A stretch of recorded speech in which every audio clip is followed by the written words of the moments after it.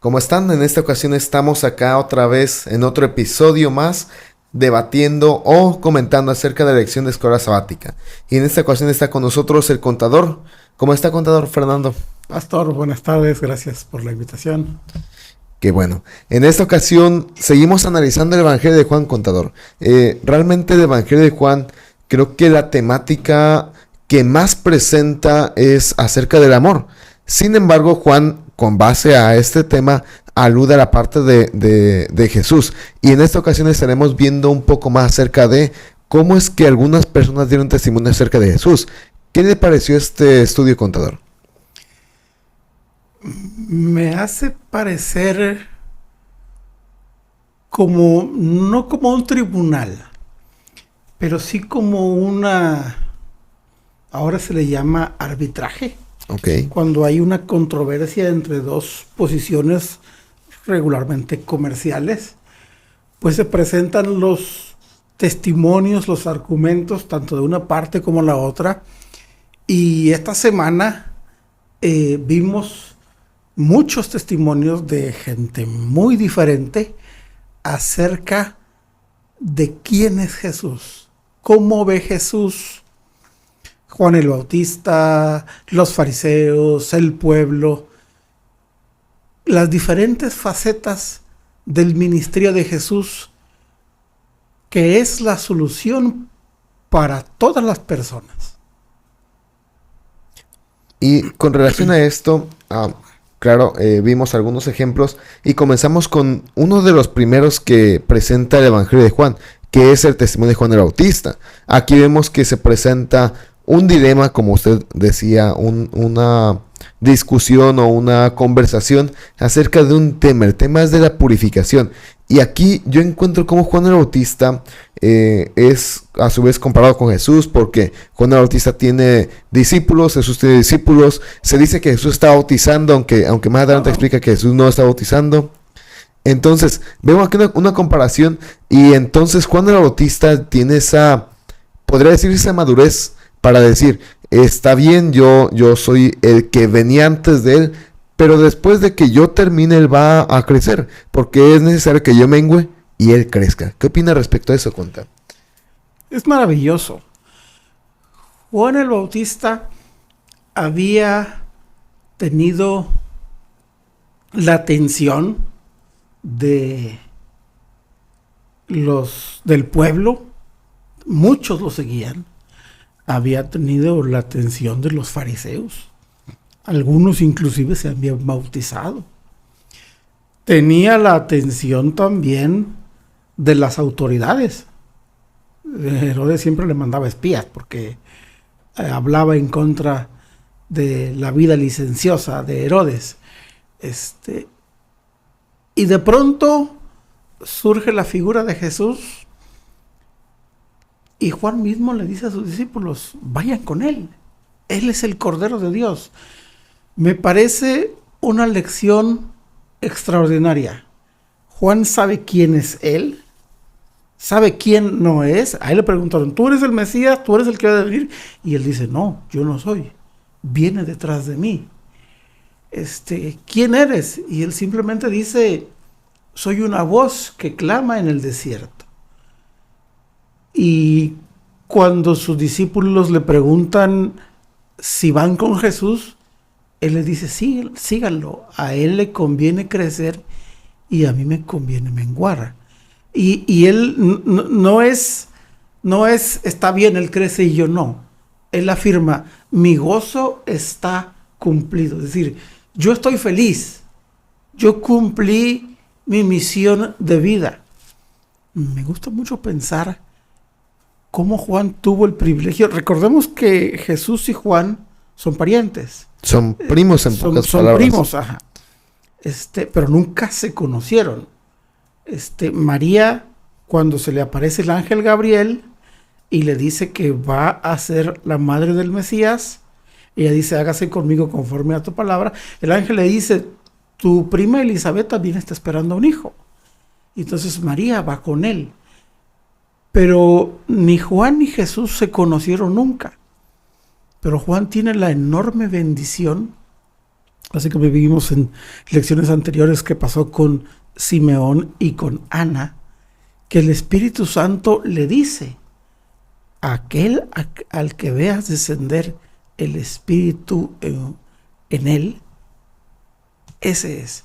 Y entonces Juan tiene el privilegio de ver cumplida esa promesa y señala allí, aunque no todos lo entendieron en ese momento: he aquí el Cordero de Dios que quita el pecado del mundo. Y él dice: yo estoy feliz, mi gozo está cumplido. Después de eso lo detienen, le terminan la cárcel, pero hasta aquí él está contento, está feliz. Incluso ahí utiliza la figura del amigo del novio. Y dice: Jesús es el novio, yo soy el amigo del novio. Y cuando el novio tiene a su esposa, el amigo se alegra por el novio, por su amigo. Entonces aquí Juan el Bautista, no, como usted decía, no se pone a renegar, no se pone histérico al decir: es que yo estuve antes que él, yo prediqué, yo bauticé, Dios me habló a través del Espíritu Santo. Sino que Juan el Bautista reconoce que Jesús es el Mesías. Hasta ese punto lo reconoce, y posteriormente les dice a sus discípulos, como comentaba usted: vayan y síganlo. Aquí vemos cómo Juan el Bautista da testimonio de Jesús, pero con una humildad que él dice: está bien, eres ahora el que debe de llevar la batuta, yo hasta aquí he terminado. Con una humildad, pero aunque no se conocen en su carácter humano, con una cercanía.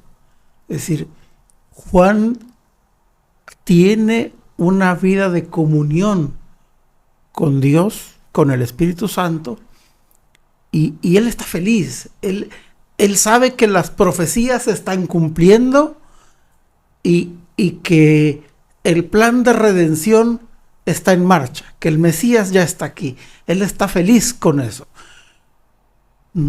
¿Cuántos de nosotros estamos felices con la circunstancia que nos toca vivir a la luz de la verdad del Evangelio? Quizá mi vida no sea fácil, pero el Cordero de Dios ya vino, el Cordero de Dios está aquí. Y eso fue suficiente para Juan. Ahora, más adelante, bueno, el contexto del judaísmo del siglo I en el que Jesús nace y crece es un contexto de opresión por parte de los romanos. Entonces, los judíos leían a Isaías, leían a algunos otros profetas mayores y menores, leían a Daniel, y ellos veían a un Salvador, un héroe nacional, tal vez como Moisés, tal vez como Sansón, que vendría y libertaría. Como un caudillo militar. Exactamente. Entonces, cuando Jesús viene, y más adelante vamos a tomar en cuenta porque incluso la gente quiere hacerlo rey, pero más adelante la gente comienza a reflexionar y a dudar en cierta manera, porque en primera instancia esperaban a un caudillo, pero ven al Mesías prometido y realmente no es un caudillo. Es inclusive hasta Judas se desilusiona ya cuando está por entrar a Jesús, porque dice: este es el Mesías, este es el libertador. Nunca va a hacer lo que yo quiero que haga. Exactamente. Por eso Juan y su hermano era como que: Señor, queremos estar a la diestra y a tu siniestra, o sea, a tu derecha y a tu izquierda. Pero aquí el paradigma que le presenta, la dirección que le presenta Juan el Bautista es muy diferente, porque Juan el Bautista no aborda el aspecto militar que esperaban ellos, o que incluso Juan el Bautista tal vez llegó a esperar, sino que Juan el Bautista declara en Juan 1:35 y dice lo siguiente: y mirando a Jesús que andaba por ahí, dijo: he aquí el Cordero de Dios. Y eso lo repite algunos versículos atrás, pero vemos aquí que Juan el Bautista dice: él, al que yo lo bauticé, al que vi que descendió del cielo una paloma, el Espíritu Santo en forma de paloma, al que oímos que Dios hablaba, él es el Cordero que quita el pecado del mundo. Realmente Jesús sí venía a libertar al mundo, pero no en un sentido que ellos esperaban, sino en un sentido de libertar al mundo de pecado, libertar al mundo de esa opresión que había ocurrido por más de 4,000 años hasta esa época. Tenemos que ser muy cuidadosos en no tomar solamente de la palabra de Dios lo que yo quiero leer lo que yo quiero escuchar. Porque sí, todo lo que la profecía decía o dice en cuanto a Jesús es verdad. Y se va a cumplir. El reino de Jesús, el reino de Dios va a ser realidad. Pero también era necesario primero un siervo sufriente, un Mesías, como el de Isaías 53, un cordero. Entonces, las dos etapas, digámoslo así, del plan de salvación están en la profecía, pero a los creyentes de aquel tiempo se les olvidó la primera parte. Quisieron quedarse solamente con la segunda parte y dijeron: yo quiero que Israel vuelva a ser como en los días de David y Salomón. ¿No será que a mí me pasa lo mismo? Que yo veo las promesas de la Biblia y espero que Dios cumpla, como la tentación a Jesús en el desierto: a sus ángeles mandará para que tu pie no tropiece en piedra. Pero nos olvidamos del valle de sombra y de muerte, y que la promesa es: tú estarás conmigo. Es decir, antes de la segunda venida, antes de la restauración del reino de Dios, siempre vamos a tener en este mundo caído esas dos convivencias. Aunque el mal ya es un mal derrotado, ya la victoria está ganada en el Calvario, en la resurrección, pues todavía tenemos que vivir con las consecuencias de ese mundo caído, y tenemos que ser muy cuidadosos en ver la Biblia en su totalidad y no tomar solamente lo que a mí me gusta. No decir solamente: soy salvo por gracia, pero no quiero asumir un compromiso de: si me amáis, guardad mis mandamientos. O vosotros sois mis discípulos si hacéis lo que yo os mando. Entonces, tenemos que ser muy cuidadosos en esa parte de que mi vida cristiana sea cristiana siempre, no solamente cuando me va bien o cuando la profecía me conviene. Sí, y creo que ahí va el punto del por qué los apóstoles, la gente quería un rey terrenal. Porque siendo sinceros, pues la vida aquí en la tierra, cuando lo tenemos todo, lujos, dinero, aceptación, pues es muy bonita. Sin embargo, Jesús quería libertarnos de algo más fuerte que nos oprimía, que es el pecado. Y que es algo que Jesús viene a cumplir, esa parte como caudillo, no terrenal, sino como un caudillo espiritual para quitarnos de las garras del pecado. Y más adelante, inclusive ya vemos en el milagro del pan, donde Jesús multiplica el pan y donde Jesús declara en Juan 6: yo soy el pan de vida. Ahí vemos el contraste entre la gente y lo que Jesús venía a representar. Porque algo que usted decía es: yo lo que quiero esperar y lo que realmente es. A veces idealizamos mucho el evangelio, idealizamos mucho nuestra vida, de que tal vez vamos a tener dinero, éxito, pero muchas veces aplicamos solamente textos que aborden ese aspecto de la Biblia. Como por ejemplo cuando dice: nunca habrá pan en tu casa. Y decimos: wow, siempre vamos a tener mucha comida. Sin embargo, siempre hay pruebas en las cuales pues el cristiano tiene que afrontar y tiene que forjar la fe, o tiene que ejercer la fe que ha ido forjando en tiempos de paz. Entonces, creo que aquí hay un contraste muy interesante entre lo que esperaban o idealizaban los judíos y lo que realmente Jesús venía a hacer para redimirnos del pecado. Recordemos aquel día en las colinas junto al mar de Galilea. 5,000 hombres, sin contar mujeres y niños, habían pasado todo el día enseñando. Recordemos que la historia dice que el niño, el pequeño, llega desde temprano en la mañana con la cesta que su mamá le da. Así es que Jesús estuvo todo ese día enseñando, contando parábolas. Probablemente fue la ocasión del Sermón del Monte, no lo sabemos.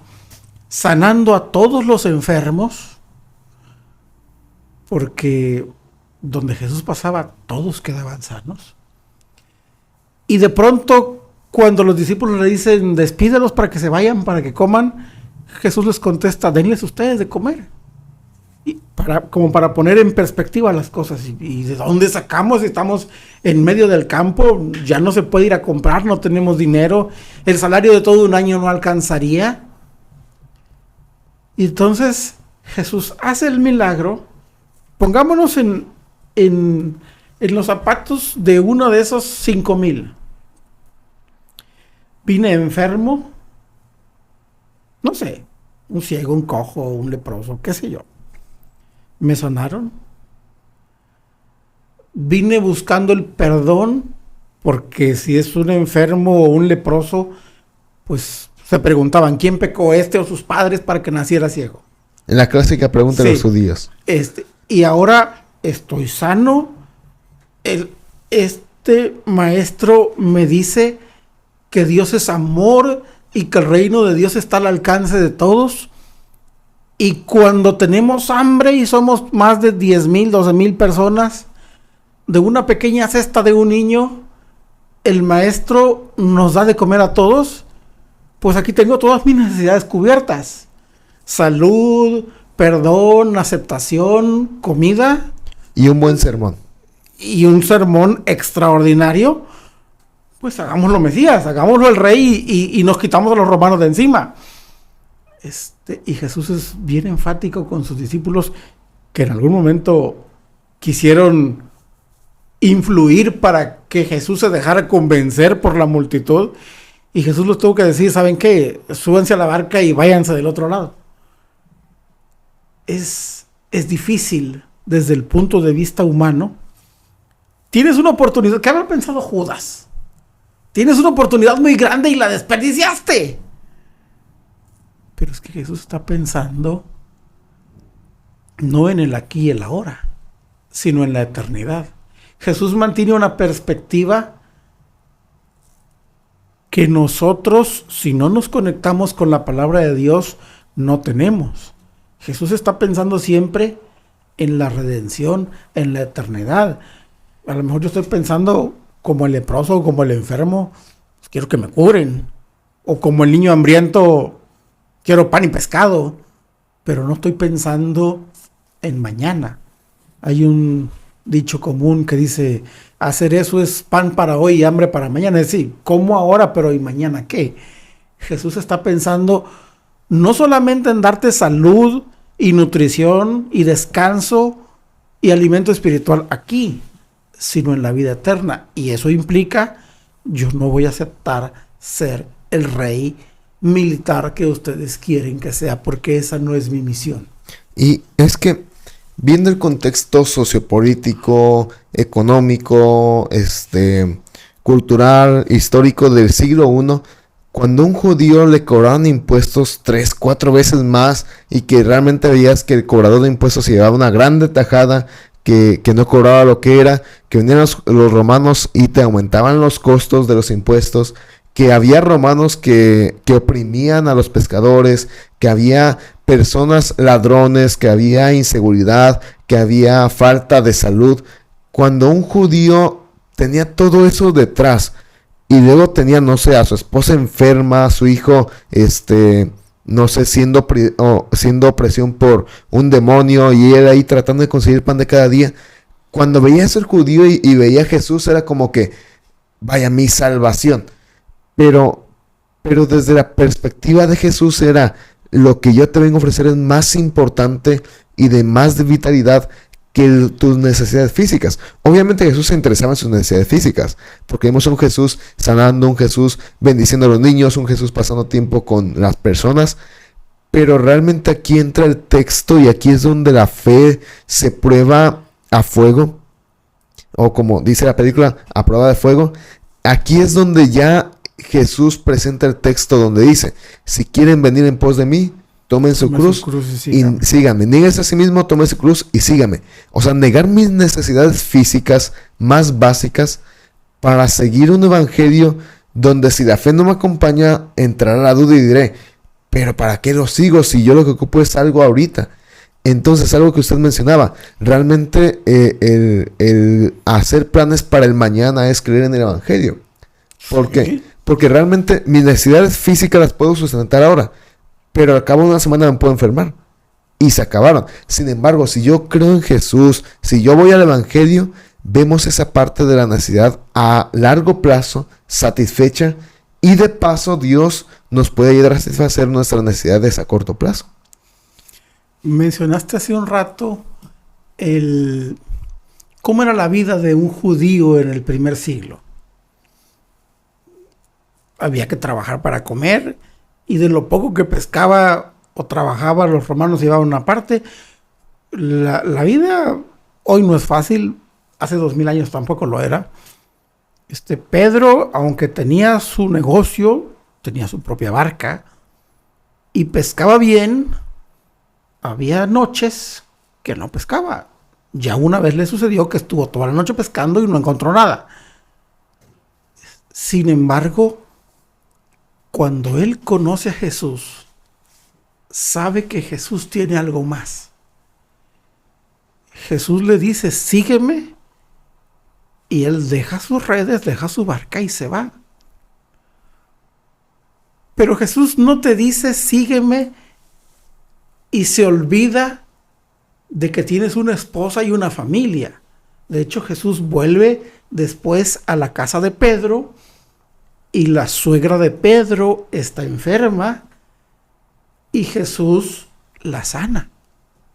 Es decir, Pedro ve, no solo en su vida futura, en su vida aquí, hoy, en su diario accionar con Jesús, cómo el amor del maestro es real, es tangible. Ya le hizo un milagro de obtener peces después de haber estado pescando toda la noche. Ya su suegra había estado enferma y el Señor Jesús la restaura. Por eso ahora este pasaje de después de la alimentación de los 5,000 se conoce a veces como la crisis de Galilea. Okay. Cuando la gente se va porque Jesús lo quieren hacer rey, él dice que no, manda a los discípulos al otro lado del mar, y él se aparta a orar.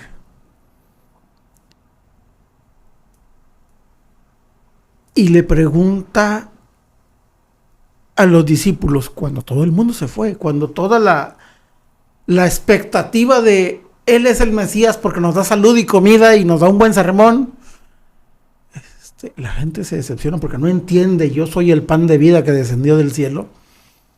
Jesús les dice, ¿se quieren ir ustedes también? Y entonces Pedro contesta inspirado por el Espíritu Santo y por lo que él ya vivió atrás. Él no está hablando solamente por emoción, él ya lo vivió en su vida y le dice, maestro, tú tienes palabras de vida para vida. ¿A quién voy? Sí, yo tengo mi casa, sí, tengo mi barco, tengo mi empresa, tengo mi familia, pero tú tienes algo más. El testimonio de Pedro es decir, yo puse lo que tenía por seguir a Jesús, pero he obtenido mucho más por esa bendición. Ahora, con relación a esto, encontramos algo que usted comentaba, o sea, su necesidad de Pedro no es olvidada por Jesús. Su suegra, la parte de la crisis cuando no ha pescado durante toda la noche, vemos que Jesús suple esa necesidad. Sin embargo, esto nos presenta la parte del testimonio de aceptación y rechazo. ¿Cómo es que a Jesús la multitud le rechaza? Incluso leo un texto en Juan capítulo 6, versículo 66, que dice así: desde entonces muchos de sus discípulos volvieron atrás y ya no andaban con él. O sea, a partir de aquí, de que Jesús no se deja coronar, de que Jesús no se deja entronizar, vemos que muchos de la multitud le dan la espalda y dicen, no sirve, Jesús que se dice llamar el mensajero, el Cordero de Dios, el Mesías, ese solamente nos trae de aquí para allá. Nosotros queremos algo que sea ya y ahora. Material aquí y ahora. Exactamente, algo material. Sin embargo, dentro del gran bagaje de aquellas personas que dieron testimonio de Jesús, que podríamos contar otras personas que más adelante veremos, vemos que el mismo Padre le da testimonio a Jesús. Porque incluso leo, por ejemplo, en la parte de Juan capítulo 12, versículo 28, donde Jesús dice, Padre, glorifica tu nombre.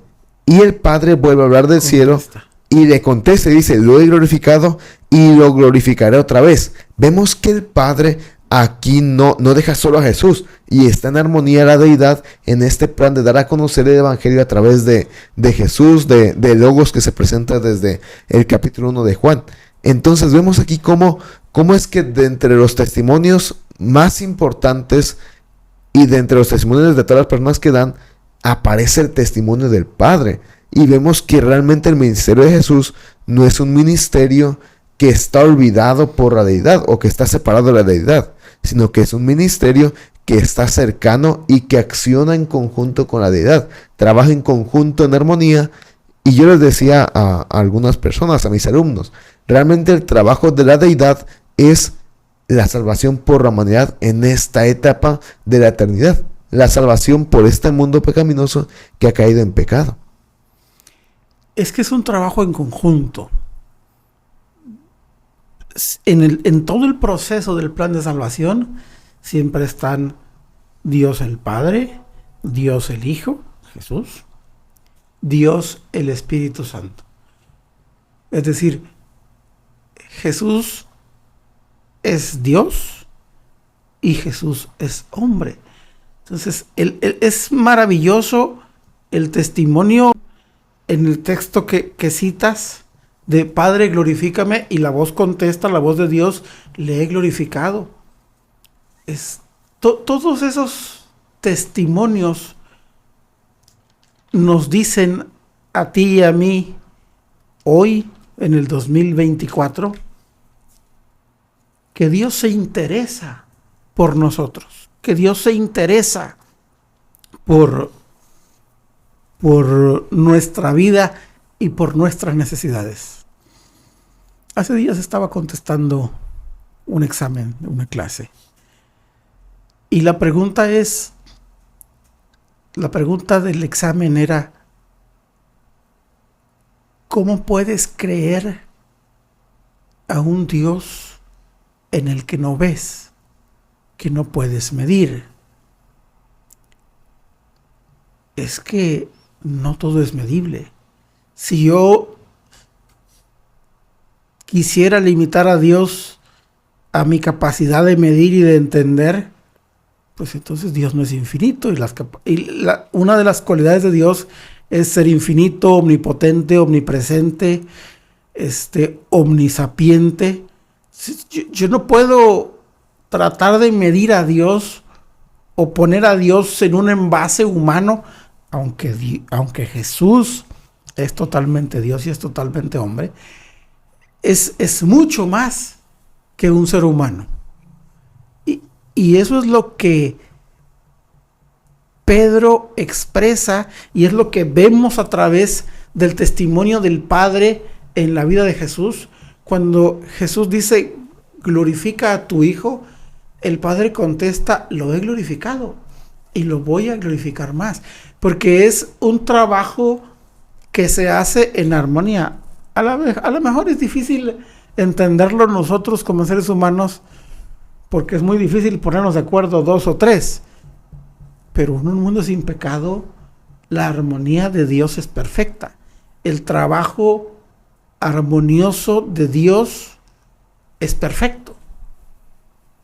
Ahora, con relación a esto, porque comentaba algo, o sea, no podemos creer en un Dios infinito y querer medirlo en medidas finitas. En pesos o kilos o centímetros. Exactamente. O sea, y a veces uno llega a cuestionarse preguntas acerca de Dios, siendo que uno no tiene esa capacidad y no tiene ese material.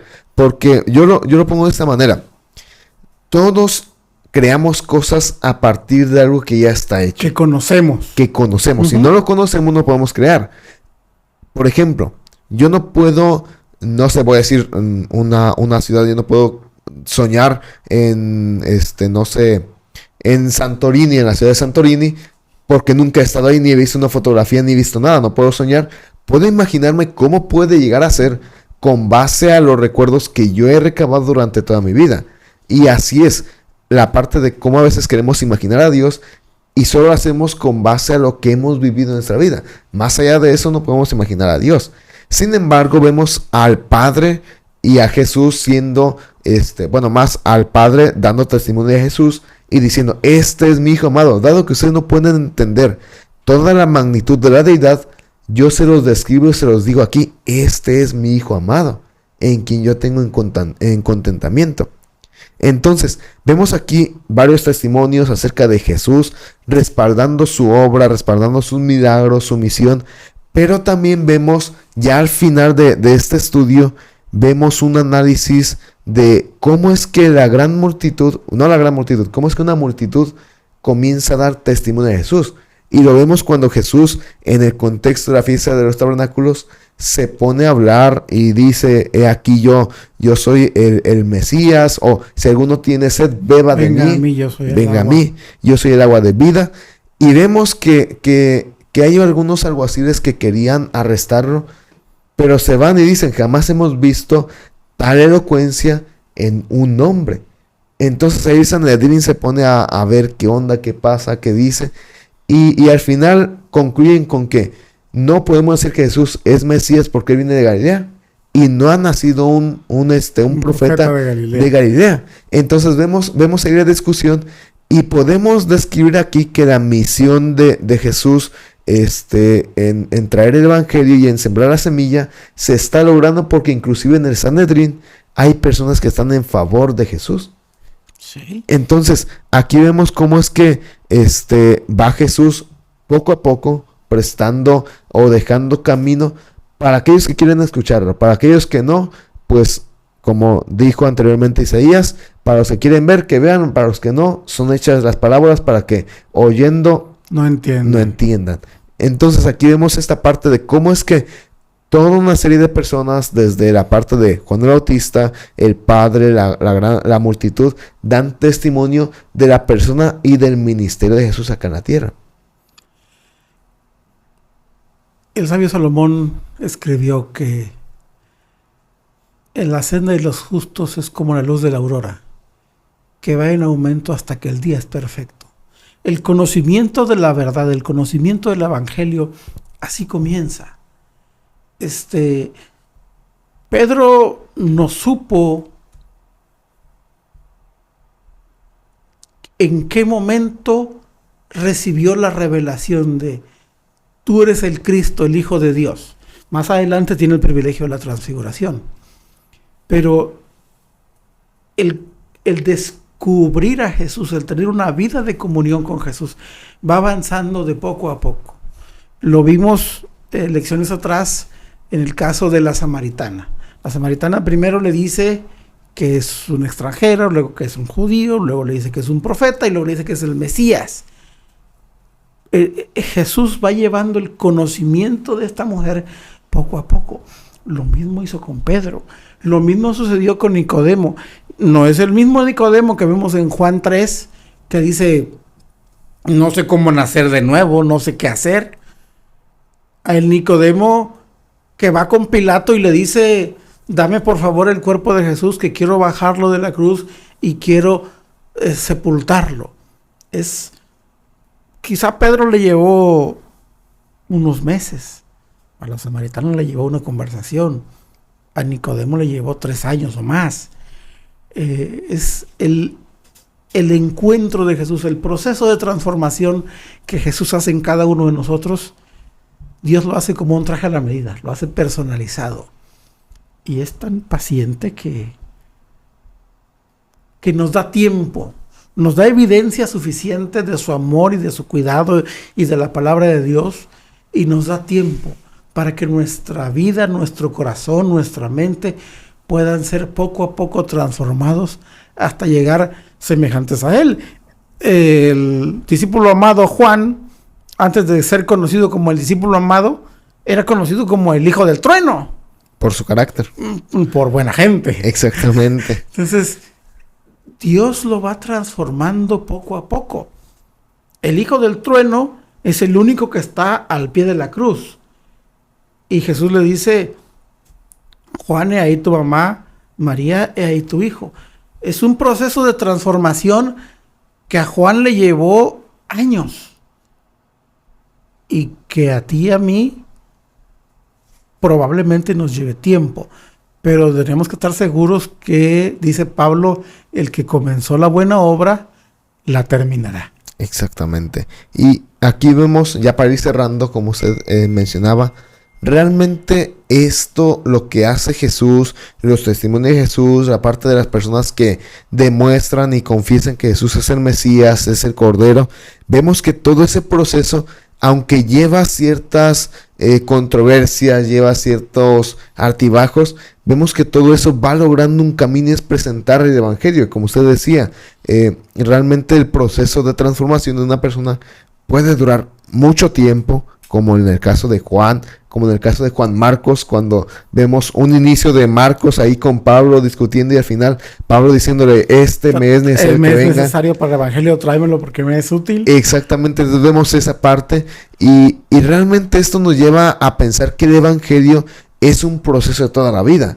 que Dios va a ir quitando cosas, y realmente Juan presenta una analogía bastante interesante de yo soy la vid y vosotros los pámpanos, y eso cotejándolo con la parte de cómo un árbol debe de cuidarse, encontramos la parte de que un árbol debe de podarse, y así era parte del proceso de Dios en el contexto de la restauración espiritual. Dios va a ir quitando ciertas cosas que nos restan actividad o fuerza espiritual, nos va quitando hábitos para tener frutos y llevar frutos al reino de Dios. Entonces, como usted decía, el proceso del Evangelio nos va llevando diferentes tiempos, pero el punto es qué tanto queremos que Dios nos transforme, porque el punto es en mí. Y pongo un ejemplo. Ellen G. White, para aquellos que la conocen, si no, búsquenla, es una excelente autora. Ella le llevó más de 30 años volverse vegetariana o volacto-vegetariana, dependiendo el caso y la definición. Más de 30 adoptar años. Los asuntos de la reforma. Exactamente, o sea, más de 30 años. Hay personas que pueden decir, no, pues yo en un año lo dejé, lo hice rápido. Yo en 3 meses lo hice y no me costó. O sea, eso nos dice que el cuerpo de cada uno tiene que irse adaptando y tarda dependiendo de qué tantas cosas Dios tiene que restaurar en nosotros. Pero el punto, creo yo, acá es no dejar de crecer. ¿Qué tanto Dios tiene que podar en mí? Y qué tanto le permito yo que el Señor me puede, porque Él no va a hacer nada que yo no va a actuar en contra de mi voluntad. Tiene poder infinito para hacerlo, pero Él siempre respeta nuestro libre albedrío. Entonces, ahí entran dos cosas. ¿Qué tanto necesito cambiar de ser el hijo del trueno a ser el discípulo amado? ¿Y qué tanto le permito yo entrar? Juan escribió en el Apocalipsis, por revelación de Jesús, he aquí yo estoy a la puerta y llamo. Si alguno oye mi voz y abre la puerta, entraré a él, cenaré con él y él conmigo. Siempre está involucrada mi voluntad. Yo tengo que permitirle al Señor que pode todas esas ramas que me están sobrando. Y pues hemos terminado esta ocasión. Sin embargo, les dejamos abierta la invitación para el siguiente episodio. El siguiente episodio hablaremos sobre la parte de creer. Cómo es fundamental la parte de la fe, la parte de creer yo en Dios, en mi salvación. Y pues estaremos abordando ahí algunos aspectos como Pilato, como la parte de inclusive las profecías de Daniel, cómo esto nos lleva a la parte de creer en Dios y cómo esto lleva un proceso en el concepto de la salvación. Entonces, les agradecemos por estar acá con nosotros. Los esperamos la siguiente semana y no olviden, si tienen alguna pregunta o comentario, coméntenla y compartan este episodio para que otras personas puedan escuchar. Que Dios les bendiga y que tengan una excelente semana. Bendiciones para todos.